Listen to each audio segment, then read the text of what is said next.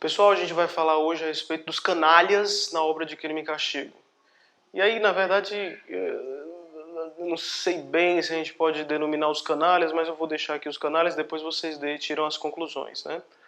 E eu vejo, né, na categorização de canalhas, pelo menos dois, e aí são os dois maiores, que seria Svidrigailov e Lujin, né?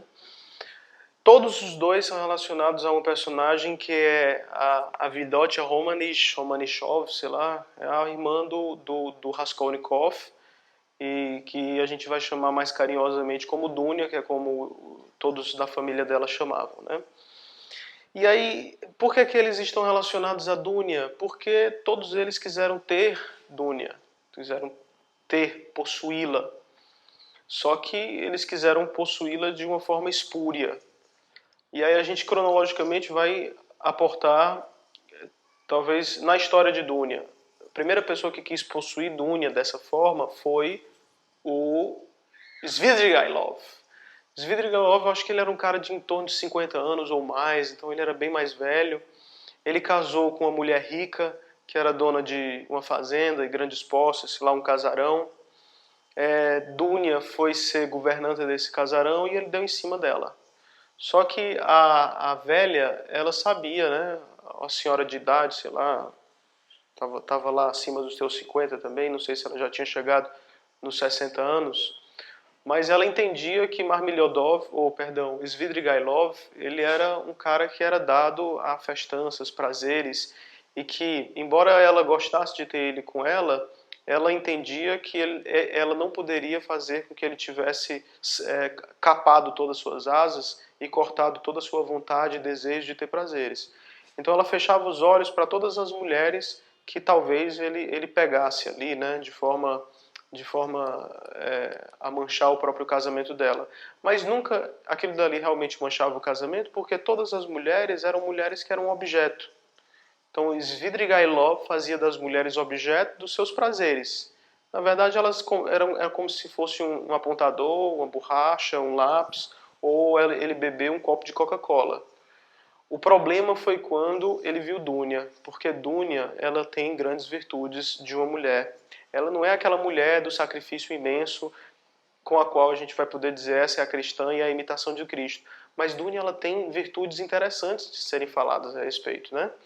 Então Dunya é uma mulher forte, que sabe se posicionar, tem falas firmes, objetivas. A mãe de Dunya diz que ela parece com Raskolnikov, é o Raskolnikov de peruca, né? É o Raskolnikov se ele tivesse nascido mulher, ele seria Dunya e nasceu, é Dunya. Parece que Raskolnikov é de um lado e Dunya de outro. Mas ao contrário de Raskolnikov, Dunya é bem mais nobre, porque ela nunca inventou aquela teoria de passar por cima das pessoas ordinárias a fim de atingir seus fins supremos e seu enriquecimento na sua carreira dentro da sociedade. Dunya continua sendo uma pessoa que faz de tudo para fazer o bem, mesmo que seja se sacrificando.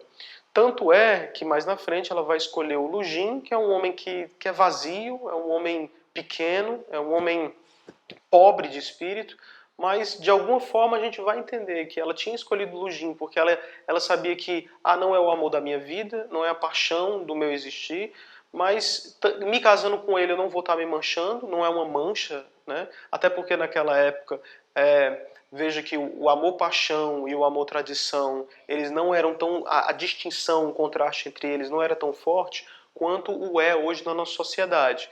Se hoje na nossa sociedade a gente casa por causa da tradição, para fazer bem a família e herdar uma herança que una as famílias de forma mais efetiva, né? Hoje as pessoas dizem, vixe, se vendeu. É pior do que uma prostituta, não uma pessoa que faz um negócio desse.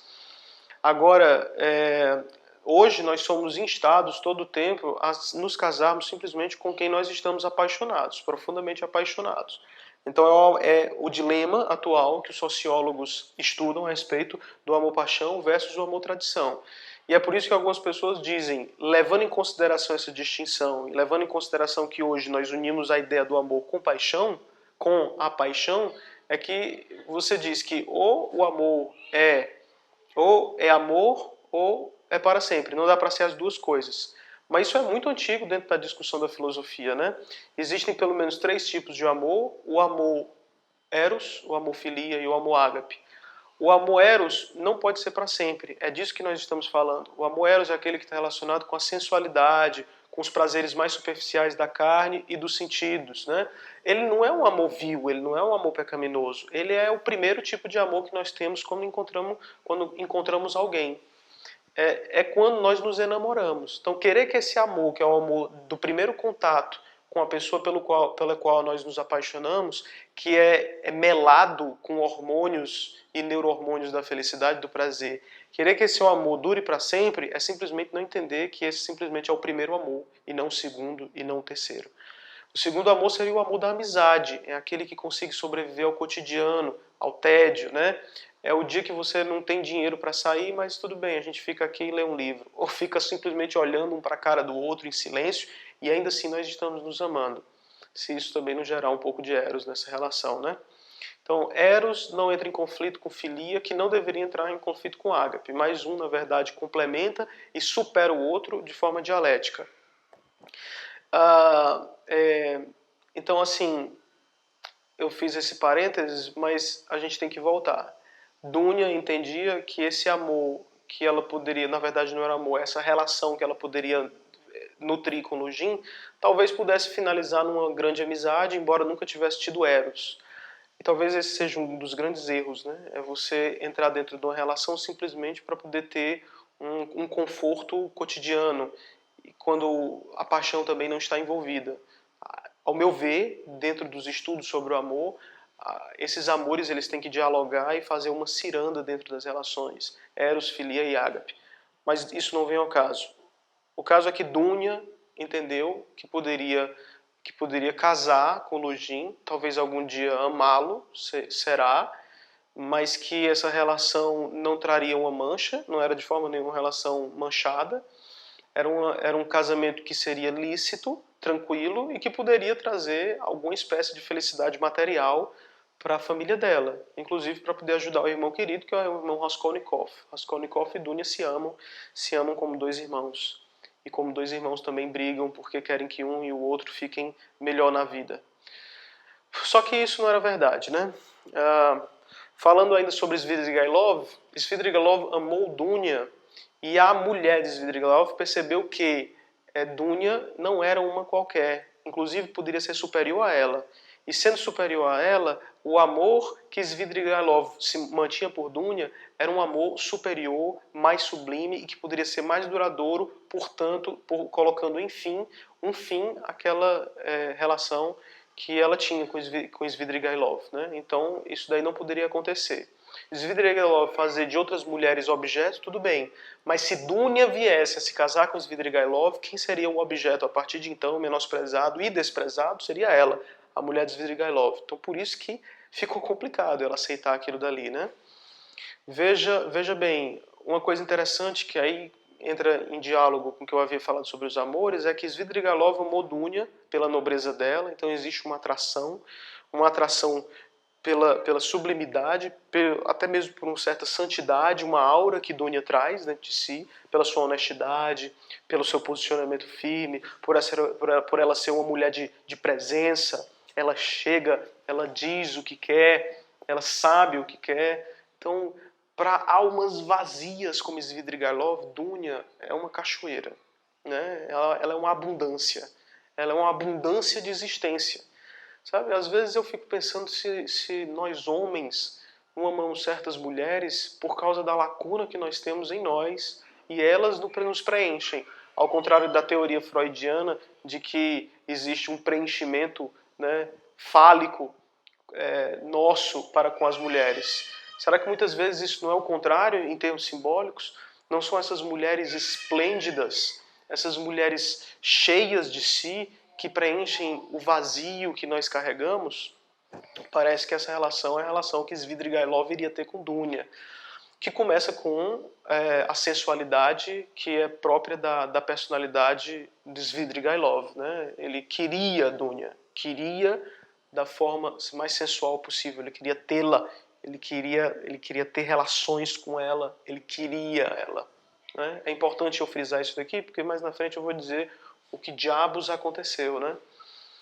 Lugin também vê em Dunya essa grandeza e essa possibilidade. Só que ele esconde isso, ele esconde essa verdade através de uma mentira que ele sustenta. Ele teria Dunya. Dunya era uma pessoa pobre, porém nobre, né? Pobre e nobre, né? Ele precisava daquela nobreza. Quem é Lujin? Lujin é um burguês, comerciante, que sobe na vida porque sabe fazer suas networks, ele sabe aproveitar as oportunidades, mas ele não é nobre por natureza. Ele não é nobre. Ele é um cara que é de um espírito mesquinho e que ele vai ganhando os patamares da sociedade através do seu próprio enriquecimento material, mas não moral. Por que eu digo que Lujin não tem um enriquecimento moral? Cara, só para você ter uma ideia, eu vou falar primeiro do que ele fez com Sônia e depois eu digo a respeito do pensamento dele quando Dunya acabou com ele, pressionada por Raskolnikov, né? De algum modo entrou na cabeça do Lujin, né, que ele poderia humilhar Sônia. E humilhando Sônia, ele iria mostrar que a relação que Raskolnikov estava tecendo com Sônia era uma relação verdadeiramente espúria, nada de virtuosa. Era uma relação pecaminosa junto a uma pessoa que era vil e ladra. Então, na época em que aconteceu o falecimento de Marmeliodov e Raskolnikov estava lá virtuosamente ajudando completamente no enterro, Sônia é chamada por Lujin e Raskolnikov deu quase todo o dinheiro dele para o enterro. Aí Lujin não poderia ficar embaixo de Raskolnikov. Ele tinha que subir um patamar a mais para mostrar que ele era maior do que Raskolnikov e ao mesmo tempo ele tinha que dar uma sacada, né, uma trapaceada para mostrar que Sônia era uma ladra e que ele tinha razão quando dizia para a família de Raskolnikov que Raskolnikov ia se dar muito mal, que ele estava andando ao contato de muitas pessoas vis, haja vista Sônia, a prostituta. Então, estamos no contexto do enterro do pai de Sônia. E aí, Lujin chama Sônia para o seu apartamento. Muito dinheiro sendo contado em cima da mesa. Ele pega uma grana e entrega para Sônia. E aí ele faz um arremedo de virtude. Diz para ela, não diga para ninguém que eu lhe dei esse dinheiro. Mas ao mesmo tempo, como Sônia não olha nos olhos de ninguém, porque ela tem medo da grandeza dos outros, ela tem medo dessa, nem que seja da falsa grandeza que os outros têm, essa sombra que os outros tentam impor a ela, porque ela é um diabo de uma prostituta, ele, com a outra mão, dobra um dinheiro, muito dinheiro, assim, sei lá, para os russos lá, era um bocado de dinheiro, coloca no bolso dela, e como ela sempre está toda se esquivando e morrendo de medo, inclusive, de tocar nas pessoas, de as pessoas entenderem que aquilo dali pode ter sido uma ofensa, ela nem sente aquele dinheiro entrar nos seus bolsos. Quando ela volta para o enterro, Lujin, pouco tempo depois, aparece dizendo que Sônia havia roubado uma grana dele. E ela disse, não, ele só me entregou esse dinheiro, que seria o dinheiro para poder a gente utilizar aqui. E ela não sabe que tem um puta de um dinheiro dentro do bolso dela. Mais na frente, o cara que morava junto com o Lujin, ele chega e desmascara tudo. Cara, como é que você é podre, torpe, vil desse jeito? Eu vi você colocando o dinheiro dobrado dentro do vestido dela. Eu só não falei até agora porque eu queria ver até onde ia a sua canalice. Até onde vai sua canalice? A pessoa está sofrendo, o pai dela morto, todo mundo aqui sofrendo, está tendo um velório e você vem aqui para poder você tentar humilhar a menina. Por que o Lujin fez isso, né? Há pouco tempo, o Lujin ele tinha sido afastado de Dunya, que iria se casar com ele, porque Raskolnikov insistiu, pressionou, mostrou o quanto ele era vazio, canalha e etc. Né? E Lujin tinha ficado profundamente ferido com tudo aquilo dali, com toda aquela humilhação. E aí ele primeiro queria, como eu já disse, mas eu repito para ficar mais claro, ele queria mostrar que ele era superior a Raskolnikov, e um dos argumentos que ele tinha dado para a família era que Raskolnikov estava se metendo inclusive com uma prostituta, né? Uma família que não merecia ninguém pisar os pés dentro daquela casa, porque era uma família suja, quando na verdade sujo é esse porco do Lujin. E aí Lujin queria, numa só tacada, mostrar que ele era maior do que Raskolnikov, que Sônia não passava de de um ser desprezível e maligno, sei lá o que diabo que a gente pode utilizar para adjetivar Sônia, segundo a perspectiva de Lugin, né? Mas esse plano dá errado, né? No final das contas, a gente só vê o quanto Sônia é infinitamente superior a Lugin, quanto Raskolnikov já é realmente, apesar de um assassino, um cara melhor do que o Lugin, quanto o Lugin é podre e não merecia a Dunya, né? E aí é legal porque Dostoiévski, quando Dunya e Lugin se apartam, acabam com aquela relação que ia culminar no casamento, Dostoiévski ele mostra o pensamento de Lugin. Lugin ele queria se aproveitar de uma moça que, apesar de pobre, parecia nobre, a fim de deixá-la, ela, do lado dele e passar aquela ideia de que eles eram um casal que obedecia a todos aqueles parâmetros e valores da burguesia que ia em ascensão. De alguma forma, a burguesia, quando cresce, isso aconteceu na França, ela quer se tornar nobre. E isso aconteceu na França, depois da Revolução Francesa. A burguesia toma o poder, junto com alguns aristocratas que eram devotos de ideias social-democratas, e, no final das contas, depois acontece um retrocesso, e a nova nobreza era a antiga burguesia. Então, a burguesia ela sempre tem uma vontade de nobreza. Mas a nobreza, ela não, para a nobreza antiga, no antigo regime, a nobreza estava no sangue, então dependia da sua descendência e da sua ascendência, era de quem você vinha e quem você gerava. Mas é interessante porque nessa questão Dostoiévski está mostrando que a nobreza ela não é do sangue, na verdade a nobreza é do espírito. E o que Lugin queria era o espírito nobre da Dunya. E Dunya, como era um ser iluminado, iluminaria por consequência, Lugin. E ele tinha essa vontade, esse desejo de consumir essa luminosidade de Dunya. E acabou se dando mal, né? E ele percebeu que, no fundo, quem mais precisava, na história toda, um do outro, era ele que precisava dela. E não ela que precisava do dinheiro dele. O dinheiro dele, nela, só ia servir para ela continuar vivendo e fazer com que ela fosse ainda mais nobre, ajudando toda a família. Então, quer dizer, não ia aumentar em nada a grandeza espiritual de Dunya.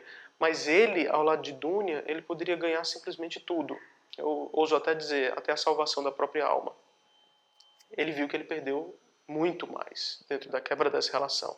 Foi por isso que ele inventou todo esse furdúnculo, junto lá com Sônia, no enterro do pai dela, certo? E aí, voltando para... A gente falou sobre esse canalha Lugin. Voltando para o canalha do Svidrigailov, eu queria mostrar a canalice final do Svidrigailov, que foi quando, se aproveitando do momento que ele tinha uma informação peculiar, que era a informação de que Raskolnikov realmente era o assassino, né? Ele ouviu isso através das paredes. Ele estava vivendo ao lado de Sônia e Raskolnikov em um relâmpago de consciência pesada, né? De peso na consciência. Ele vai lá para a Sônia e conta tudo o que ele fez, né? E tá até para saber como é que era a reação dela, como é que ela ia reagir. Ele já não estava aguentando mais levar aquela cruz sozinho. Para onde é que ele poderia ir? Obviamente para aquela que é a imitação de Cristo, a que melhor sabe carregar a cruz dentro da sociedade. Mas nessa brincadeira, Lugin estava do quarto do lado. Lugin não, perdão, estou misturando os canalhas. Svidrigailov estava do quarto do lado e ouviu tudo, né? Tudo que Raskolnikov confessou, o assassinato, onde foi que ele tinha deixado e tudo mais. Então ele estava com essa informação na mão. Aí ele passou a ideia, desde que ele entrou dentro do romance, de que ele não queria mais nada com a Dunya, a não ser pedir para ela perdão. Mas isso era mentira. Na hora que ele teve essa informação na mão, em certo momento, ele chama Dunya para conversar e ele arma todo o circo. Foi num momento em que ninguém estava no condomínio. Ele tinha comprado, inclusive, o quarto ao lado. Sônia não estava ali. E aí ele contou tudo para Dunya, que Raskolnikov, na verdade, era um assassino. Foi a primeira vez que Dunya descobriu, né? E aí ela caiu no chão, de boquiaberta e estupefata. Meu irmão, um assassino, como é que ele pode ter chegado a tal torpeza, né? O que foi que aconteceu com a alma dele? Eu não conhecia ele assim. Mas o que é que Svidrigailov queria? Ele estava com um trunfo na mão esse trunfo poderia acabar com a vida do Raskolnikov se ele entregasse Raskolnikov para a polícia, e ele mostrou para Dunya que a única pessoa capaz de não fazer com que ele entregasse Raskolnikov era ela. Como? Eu não entrego essa informação para a polícia se você se entregar a mim. Cara, que loucura, bicho! Que tensão foi esse capítulo, cara! Ele ia se entregar, cara, bicho, ele queria que a Dunya se entregasse para ele. Ficou aquele clima tenso, denso dentro daquele quarto. E aí, ela vai se entregar ou não vai? Ela vai se manchar para poder salvar o Raskolnikov ou não se mancha? Ela já não ia se entregar para o Lujin? Ela ia se entregar para o Lujin, também por dinheiro. Por que ela não podia se entregar para o Svidrigailov? Né? Só que aí ele era uma coisa louca, porque existia um casamento que poderia ser arranjado, no final das contas, o ego dela, sei lá, a lucidez dela em relação à canalice do Lujin falou mais alto e ela se livrou daquele canalha. Mas será que ela se livraria do canalha do Svidrigailov? Meu amigo, a tensão foi tão grande que do nada, sei lá, a Dunya sabia que Svidrigailov poderia armar alguma coisa estranha e ela decidiu levar uma armazinha. Né? Então ela pegou a arma, apontou para ele, mão tremendo, alma tremendo, tudo tremendo. Svidrigailov sabia que ela não ia ter coragem de matar ele, mas se ela matasse ele, olha que é a ideia que eu tenho do que poderia estar acontecendo dentro da alma daquele canalha.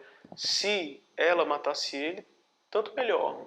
Pelo menos acabaria aquele desejo que o consumia intensamente desde a época da mulher dele, que parece que foi ele que matou, envenenada. Né? Parece aí rumores que não foram bem esclarecidos. Será que foi só para ficar com a Dunya? Então era um desejo por aquela mulher que o consumia até as últimas entranhas. Dunya atira nele, mas pega de raspão. Ele fica só sangrando. Ele dá um ai, ele não dá um ai. Tamanho era a adrenalina que corria nas suas veias. Sabe quando tem aquela adrenalina que corre nas suas veias? E você, mesmo se você levar muito burro, muito chute, você ainda continua lutando como sendo uma fera ferida, atacando para todos os lugares, só depois que você vai atinar da sua dor. Pois foi o que aconteceu com Svidrigailov, ele nem percebeu. Mas aí ele decidiu voltar atrás, né? Pelo menos isso fez com que ele caísse do cavalo, abrisse a porta, mostrasse onde é que estava a chave, porque eles estavam trancados dentro daquele quarto. E Dunya consegue sair correndo e graças a Deus ela escapa como sendo um passarinho que foge da gaiola do seu caçador voraz. No outro capítulo, Svidrigailov, Dostoiévski mostra Svidrigailov tendo pesadelos, Svidrigailov tendo delírios, febre, andando a esmo pelo mundo, né? Fico me perguntando se isso, na verdade, essas febres e esses delírios não é uma forma do Dostoiévski mostrar que sempre existe uma doença da alma que se manifesta também no corpo e, portanto, faz com que a gente entre dentro de um outro tipo de relação com o mundo, que é uma relação alucinatória. O Dostoiévski dava valor a uma psiquiatria e parece que ele conseguiu passar bem nos seus personagens arquetípicos, né?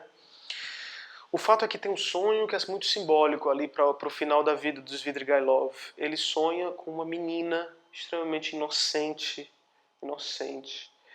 e que ele tenta ajudá-la, né? Dá até um cobertor para ela, e a bichinha com aqueles olhos da inocência mais pura que pode existir, depois começa a olhar para ele com um olhar lascivo.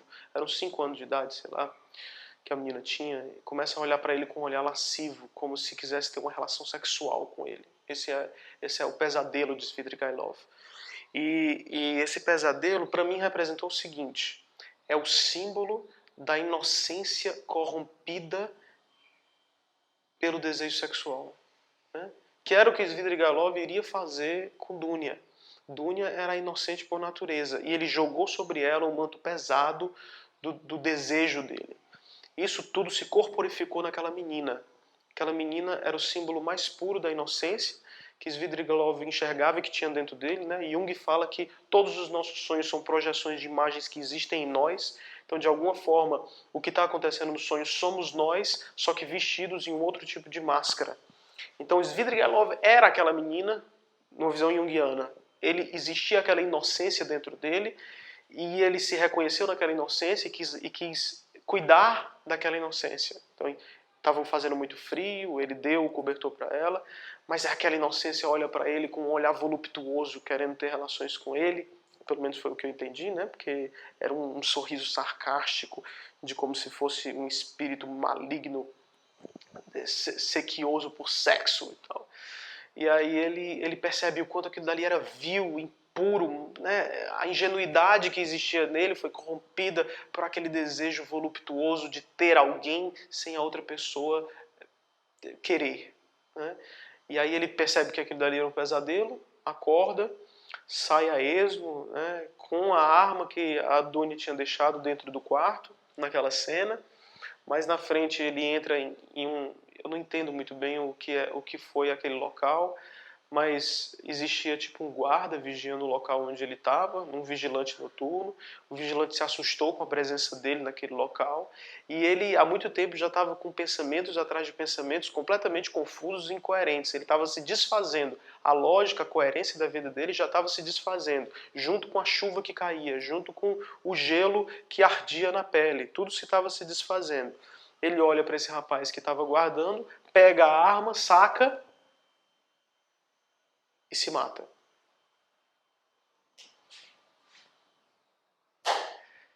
Os canalhas de Crime e Castigo.